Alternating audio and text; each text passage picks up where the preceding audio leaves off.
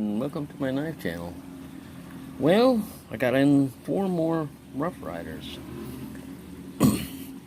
And this one is a Painted Desert Congress. This is a glow Stockman. This is a Stoneworx Sunfish. And this is something that they don't currently carry, but it's called a match strike pull tool. And I quickly learned there's a way to use this thing and there's a way not to use it. Now, if you look at it, you would think, alright, this is designed that if you don't have any fingernails, you put this in here and you lift the blade up. The problem is, if you're doing it like I'm doing right here, I was lifting this blade up. This is the way to do it. Put your thumb on the other side and help guide it. And even then, it doesn't, I mean, it'll work. It'll work this way. When I was doing it the first time, I was just trying to do a lift up, and this thing jumped up past that, and I ran the blade across the top of my finger from right here all the way across over here. Now, luckily, I haven't sharpened this one. Because if I had sharpened that, I would have been able to show you after this a nice long cut from my stupidity. I didn't really buy it to use it like this. I really bought it more as like mainly for the handle material, and it works very well as a little pry bars. You see that's tapered. So a lot of times people break blades on their knives trying to pry something up. So if you had something like this with you, it's just a nice little pry bar. Alright. Some people walking by.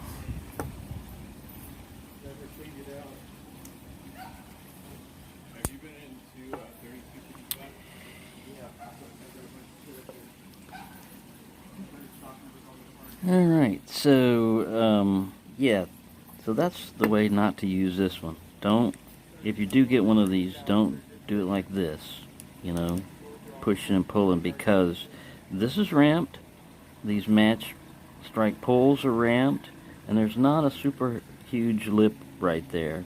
And that's one area where you got a good chance of cutting yourself. Alright, the next thing that I got in, so I like this.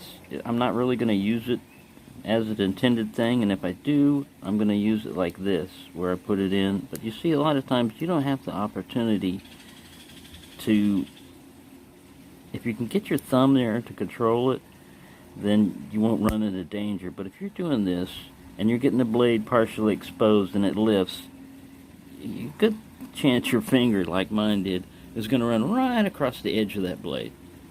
But this one is a Congress. Sometimes they call it a whittler and everything, but it's got that little peak thing, and you've got 4 blades. Pretty cool. They're all sheep's foot on the main blades. So on this end, you have 2 blades that open on the end. One is a little sheep's foot here, with a nice long match strike pull on it. On the other end is a little pin blade. No, it's a coping blade. Now this shape, at first I thought this was just another version of either a sheep's foot or some kind of spade blade or whatever. But what it's actually used for is in carpentry and stuff like that. This angle is like a 45-degree angle. So if you had a joist up here sitting up on a roof and you wanted to mark it or whatever, this thing gets right up here and lets you score, mark a line, or just work on something that's already got an angle. You need to dig it out. So it's really used more for like whittling or carpentry or stuff like that, that particular blade. Alright, and on the other end, I don't know if we just got that end. Yes, nope, we're on the right way. So this one just has a nice little sheep's foot on that end for its blade, and over here I think we have a pin blade. Yes, we have a nice small pin blade. So when you're opening up these guys, multiple blades is usually kind of dangerous. There's a good chance of you getting yourself cut doing this, but just be careful whenever you have multiple blades. Like, I usually take the longest blades out first, And then you got to be careful that you get in there. It's probably not the way to do this. Let's pull over here. Live and learn as we go along. Oh, nope, see? I'm going to cut myself. So, if we got 4 blades, deploy 2 out the end like that. And then pull the other guys halfway. And you won't run into any issues of cutting yourself. You can be... And then when you close them, you just fold everything. Keep your hands out of the way. Just put them all up. Let them go in like that. And like that. But yeah, it's got a nice little shield on it. Painted desert. Pretty cool little knife. Pretty cool size. Here's the box that it came in. And there's the number. This little, if you can find them, this little guy's number is 1092. Alright, and the next one, you always hear about match strike pulls, you know, like what's the pull on it? These are the upper limit. The big blade is really difficult. I call like a 10. It's going to break your fingernail. Even cut as short as I've got my fingernail cut right here, it wants to cut. I mean, it wants to pull your fingernail back. It's that strong. With the width of the handle and everything, I was expecting this blade to have more belly for some reason. And it's kind of short for its size, so you've got a hand-filling tool that really only gives you, sorry I didn't bring my calipers, but about 1.5 inches of blade. So you've got a hand-filling thing, but you don't have a lot of cutting area on it. So this is was bought for part of the Stoneworx series, you know, to collect. Now here's the guy right here. You have to really get on him at a good angle. Oh my God. It just bent my fingernail back trying to bend that guy open. Right here it's sloppy. Alright, so you got a lot of resistance when you start to open it. Here, it's just kind of sloppy and loose, and then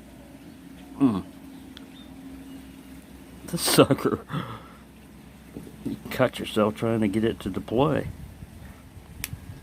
There, it locked in. That little pin blade is not, or spear blade is not going to go anywhere. I mean, you can bang on that for a while. It doesn't close too hard, but really opening it up. This is a 10. Anything that breaks your fingernail or tries to break your fingernail, pulls it off. You'd be tempted to use one of these, but again, like I said, if you try to do it this way, it's just going to slip up and your finger's going to go right underneath there and have a good chance of cutting yourself. So that's that. And then this is a Glow Series Stockman. It has a nice long, no half stop on it, nice long clip blade on there.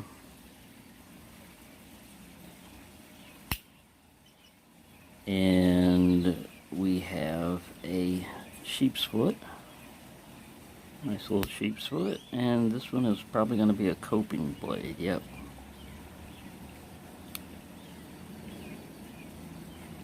Pretty nice. I got this one mainly because my first Glow was a toothpick. And then I got a canoe. And they only have like the double lock back and one other type that's in the, I think it's a lady leg or something, in Smoky Mountain Knife Works. So I had to get this one off. All these I got off of eBay. They're basically no longer available. I don't know how Smoky Mountain does on restocking some of these things, but these older models and stuff, I don't see them getting restocked very often. They just come out with something new. So there you go. I hope you've found this useful, and have a nice day.